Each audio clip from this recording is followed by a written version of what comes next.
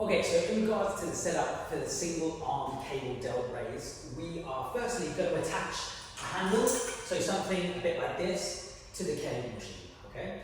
And then in terms of the height, we want to make sure that the cable machine here, the insertion of that cable is around about knee height. So around here is great for me, okay?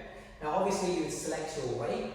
Now usually you would go with a fairly lightweight for this exercise, and it should start to feel really tough in the medial head of the deltoid, so this part of the shoulder, with about 4 reps left of your set, okay?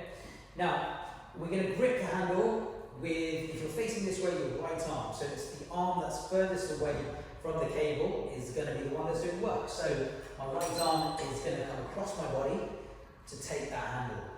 Now, in terms of your feet, instead of standing in front of the machine, so the cable is kind of pulling your arm back and your body is shielding the weight, you're going to step back.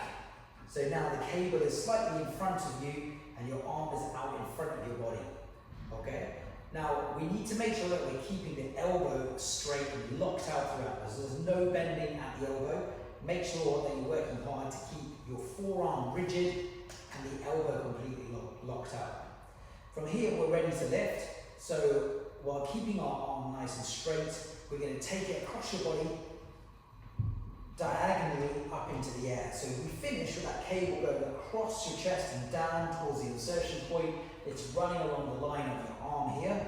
And then very slowly, we're going to bring it down and across your body. Again, keeping your hands out in front of your torso. So this elbow is completely locked out throughout the movement. The whole movement should be executed with lots of control. So nice and slow. And you're trying to make the mind to muscle connection with this part of your shoulder here. So in this position where your arm is coming across your body, we're stretching the muscle out, and then as we drive across and lift up, we're then contracting that muscle, that deltoid.